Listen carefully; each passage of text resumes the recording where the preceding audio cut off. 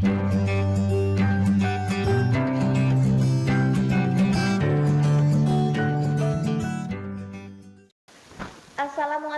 warahmatullahi wabarakatuh. Bertemu lagi dengan saya. Di sini saya akan membawakan materi kelas 12 semester 2. Nah, sebelum ke materi ada baiknya kita berdoa dulu. Bismillahirrahmanirrahim.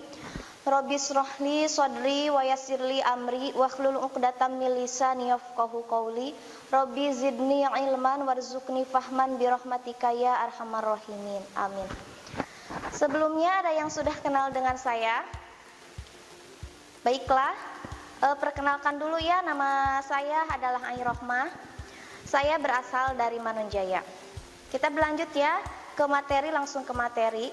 Materi bab 7 yaitu tentang pernikahan. Fungsi pernikahan ada 5. Yang pertama, sebagai salah satu pilar kokohnya sebuah masyarakat. Yang kedua, sebagai penerus kelangsungannya hidup manusia.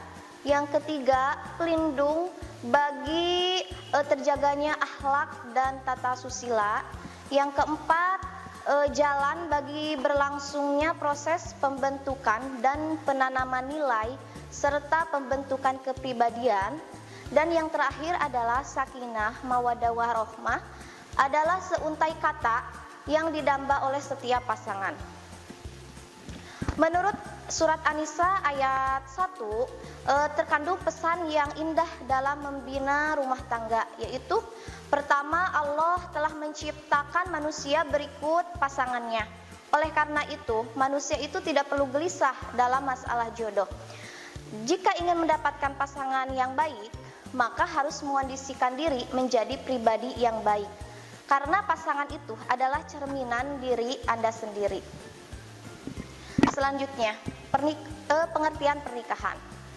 Nah, pernikahan itu yaitu akad yang menghalalkan pergaulan antara laki-laki dan perempuan yang bukan muhrimnya, yang menimbulkan hak dan kewajiban masing-masing. Firman Allah dalam surat An-Nisa ayat 3 yang artinya, maka nikahilah perempuan yang kamu senangi. Adapun hal-hal yang penting yang diperhatikan menuju pernikahan itu, yang pertama adanya kesiapan fisik dan mental. Nah, untuk usia ideal menurut kesehatan dan program KB itu adalah usianya antara 20 sampai 25 tahun itu bagi wanita. Dan untuk laki-laki usia 25 sampai 30 tahun. Yang kedua adalah kematangan mental dan kepribadian pendidikan. Nah, perbedaan umurnya itu minimal 5 tahun antara laki-laki dan perempuan. Selanjutnya, faktor-faktor penting memilih pasangan. Yang pertama, satu agama. Yang kedua, hindari pasangan yang buruk kepribadiannya. Yang ketiga, tetap memelihara kesucian diri dalam pergaulan, karena pernikahan itu adalah ikatan suci. Maka dalam proses memilih pasangan tetap menempuh jalan kesucian. Yang keempat adalah memohon pertimbangan kepada Allah Subhanahu wa taala dengan melalui sholat istikharah. Hukum pernikahan itu bersifat kondisional, yaitu berubah menurut situasi dan kondisi seseorang dan lingkungannya. Ada 5 macam hukum pernikahan. Yang pertama, zaij atau mubah. Nah, hukum ini adalah hukum asli dari pernikahan. Artinya, bagi yang sudah memenuhi syarat, ia berhak menikah. Yang kedua adalah sunnah. Hukum ini berdasarkan pemahaman bahwa siapa saja yang mampu memenuhi syarat nikah, namun tidak khawatir berbuat zina, maka ia disunahkan melakukan pernikahan. Selanjutnya, yang ketiga adalah wajib. Nah, hukum ini dikenakan bagi yang memenuhi syarat. Karena dikhawatirkan terjadi perzinahan, maka ia wajib melakukan pernikahan. Yang keempat, makruh. Makruh adalah mempunyai keinginan menikah tetapi belum mampu memberi nafkah, sandangnya, pangan dan papannya. Yang kelima adalah haram. Hukum ini dikenakan bagi siapa saja yang menikah namun mempunyai maksud yang buruk atau jahat, baik untuk pasangannya maupun untuk diri sendiri. Selanjutnya tujuan menikah. Tujuan menikah, 1. Tercapainya ketentraman hati dan ketenangan pikiran. Karena kehidupan yang penuh cinta, mawaddah warohmah, lahir batin antara suami dan istri. Yang kedua, untuk memperoleh keturunan yang sah. Dan yang ketiga, sebagai alat kendali manusia agar tidak terjerumus ke dalam jurang kemaksiatan. Yang keempat, untuk mewujudkan keluarga bahagia dan sejahtera, yaitu keluarga sakinah. Dan yang kelima, memenuhi kebutuhan seksual yang halal dan suci. Nah, rukun nikah itu ada 5. Yang pertama, adanya calon suami. Yang kedua, adanya calon istri. Yang ketiga, wali mempelai perempuan, yaitu seseorang yang mengizinkan dan menikahkan mempelai perempuan. Nah, wali ada 2. Yang pertama wali nasab dan yang kedua wali hukum. Wali nasab adalah wali yang berdasarkan nasab atau pertalian darah. Nah, susunan yang dapat menjadi wali, yang pertama bapak kandung, yang kedua kakek dari bapak, yang ketiga saudara laki-laki sekandung, yang keempat saudara laki-laki sebapak, yang kelima anak laki-laki dari saudara laki-laki sekandung, yang keenam anak laki-laki dari saudara sebapak, yang ketujuh anak laki-laki dari bapak atau paman, yang kedelapan anak laki-laki paman dari pihak bapak. Nah, yang kedua itu adalah wali hakim. Wali hakim adalah wali yang berdasarkan wewenang. Terjadinya wali hakim ini karena tidak adanya wali nasab atau wali nasab itu berhalangan dan menyerahkannya kepada wali hakim. Yang keempat, 2 orang saksi. Nah, syarat untuk menjadi saksi antara lain, 1. beragama Islam, baligh, merdeka dan berakal. Yang kedua, laki-laki, dan yang ketiga, adil dan tidak fasik. Yang kelima, akad atau segat atau juga disebut ijab qabul. Akad adalah perkataan dari pihak wali perempuan dan diterima oleh pihak laki-laki. Perkataan dari pihak wali perempuan itu disebut ijab dan perkataan dari pihak laki-laki itu disebut qabul. Nah, selanjutnya hak dan kewajiban suami istri. Kewajiban suami yang pertama, menjadi pemimpin, memelihara dan membimbing keluarga lahir dan batin serta menjaga dan bertanggung jawab atas kesejahteraan keluarganya. Yang kedua, memberikan nafkah, pakaian dan tempat tinggal kepada istri dan anak-anaknya sesuai dengan kemampuan yang diusahakannya. Yang ketiga, bergaul dengan istri secara ma'ruf dan memperlakukan keluarganya dengan cara baik.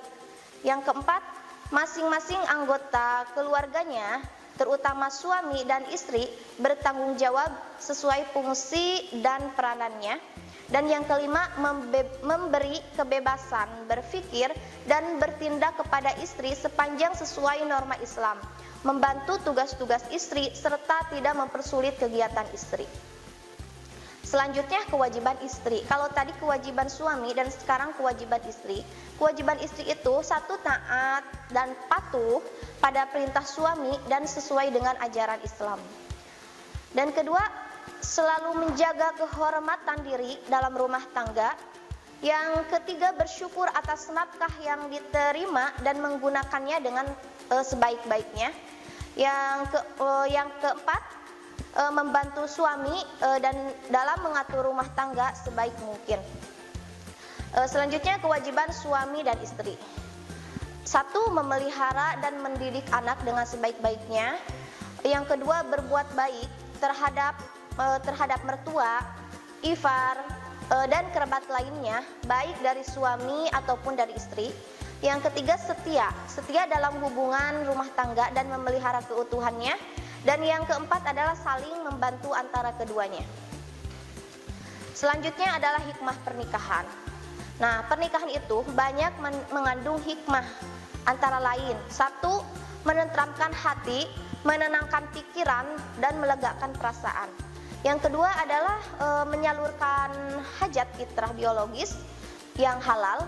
sah, dan mendapatkan keturunan guna melanjutkan hidup yang berkualitas. Yang ketiga adalah membina silaturahim kedua keluarga sejahtera, bertanggung jawab sesuai fungsi ibu dan bapak dalam rumah tangga yang sakinah. Dan yang terakhir, menghindarkan diri dari penyakit-penyakit kelamin yang merusak fisik dan mental, serta terhindar dari krisis moral dalam masyarakat. Nah, hal-hal yang berkaitan dengan pernikahan itu ada 6. Yang pertama ada talak, yang kedua ada khulu, ketiga fasak, keempat idah, kelima rujuk, dan keenam adalah hadanah. Talak artinya memutuskan tali ikatan pernikahan atau disebut dengan perceraian. Kalau hulu itu adalah talak yang diminta oleh istri kepada suaminya dengan memberi iwad atau tebusan yang disebabkan oleh beberapa hal tertentu. Selanjutnya pasak. Nah, pasak itu adalah talak yang dijatuhkan oleh hakim atas pengaduan istri. Selanjutnya idah. Idah itu adalah masa menanti bagi kaum perempuan yang diceraikan suaminya, baik cerai hidup ataupun cerai mati. Yang selanjutnya adalah rujuk. Rujuk itu adalah kembalinya suami kepada istri yang ditalak, yaitu talak 1 atau talak 2. Dan yang terakhir adalah hadanah. Nah, hadanah itu adalah mengasuh dan memelihara anak kecil yang belum dapat mengatur dan menjaga dirinya sendiri. Hak dan kedudukan wanita dalam keluarga berdasarkan hukum Islam. Yang pertama, wanita dalam Islam. Nah, sebelum Nabi Muhammad SAW diutus, kedudukan wanita itu sangat menyedihkan. Allah Subhanahu wa Ta'ala memberikan gambaran secara jelas bagaimana perasaan orang Arab jahiliyah apabila mendapat kabar tentang kelahiran anak perempuan. Nah, dalam surat An-Nahl ayat 58 sampai 59 yang artinya padahal apabila ada seseorang dari mereka diberi kabar dengan kelahiran anak perempuan, wajahnya itu menjadi hitam atau merah padam dan dia sangat marah. Itu ayat 58. Dia bersembunyi dari orang banyak disebabkan kabar buruk yang disampaikan kepadanya. Apakah dia akan memeliharanya dengan mendanggung kehinaan atau akan membenamkannya ke dalam tanah hidup-hidup? Ingatlah alangkah buruknya putusan yang mereka tetapkan. Ayat 59. Nah, begitulah gambaran wanita masa jahiliyah yang mulai mengalami penghinaan sejak kelahirannya. Karena memiliki anak perempuan itu dianggap aib besar, sehingga dengan teganya ada yang menguburnya hidup-hidup. Ajaran Islam yang merupakan rahmat bagi seluruh alam kemudian menghapus seluruh bentuk-bentuk kezaliman terhadap kaum wanita dan mengangkat derajatnya selayaknya manusia. Martabat wanita itu disejajarkan dengan pria yang menjadikannya mulia, dan tidaknya seorang manusia bukan karena jenis kelaminnya, tetapi karena ketakwaannya terhadap Allah. Hak wanita dalam keluarga. Hak menurut bahasa adalah ketetapan dan kesesuaian dengan realitas, dan menurut istilah itu adalah hal-hal yang ditetapkan ketentuan syar'i dan kecenderungannya untuk menerapkannya. Adapun hak wanita dalam keluarga adalah sesuatu yang mutlak dan menjadi wanita dalam kehidupannya. Hak-hak tersebut adalah sebagai berikut. Yang pertama adalah hak untuk memiliki kebebasan pribadi. Yang kedua, hak rumah sebagai tempat privasi. Yang ketiga adalah hak untuk mengemukakan pendapat. Yang keempat, hak untuk menuntut ilmu. Yang kelima, hak terkait kepemilikan harta. Yang keenam, hak dalam pernikahan. Yang ketujuh adalah hak dalam berwasiat. Nah, kedudukan wanita dalam keluarga itu Allah berfirman dalam surat An-Nisa ayat 32 yang artinya, dan janganlah kamu iri hati terhadap karunia yang telah dilebihkan oleh Allah kepada sebagian kamu atas sebagian yang lain, karena bagi laki-laki ada bagian dari apa yang mereka usahakan. Dan bagi perempuan ada bagian dari apa yang mereka usahakan. Mohonlah kepada Allah sebagian dari karunia-Nya. Sungguh Allah Maha mengetahui segala sesuatu.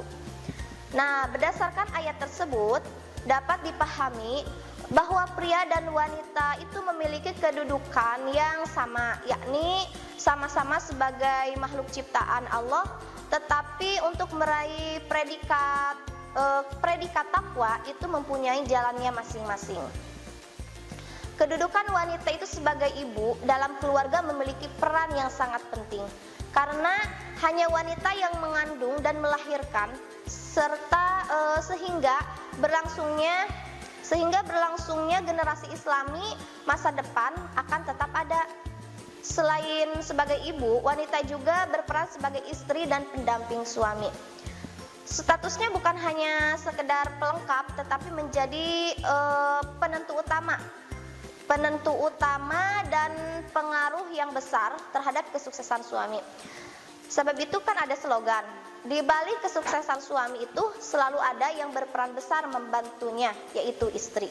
Rasulullah pun memberikan gambaran sebagai sebaik-baiknya perhiasan dunia adalah istri salihah. Meski fisiknya terlihat lemah, tetapi memiliki energi yang luar biasa. Nah, sekian materi kali ini, semoga bisa dipahami dan dimengerti. Mohon maaf bila ada salah kata. Wabillahi taufiq wal hidayah. Wassalamualaikum warahmatullahi wabarakatuh. Kunjungi sosial media lainnya seperti website kami di pkbmalfata.com, Facebook PKB Malfata Mananjaya, Instagram PKB Malfata Official. Dan terima kasih telah klik video ini. Jangan lupa like, comment, share, dan subscribe untuk menunjukkan dukungan kamu terhadap channel ini. Enjoy the video PKB Malfata.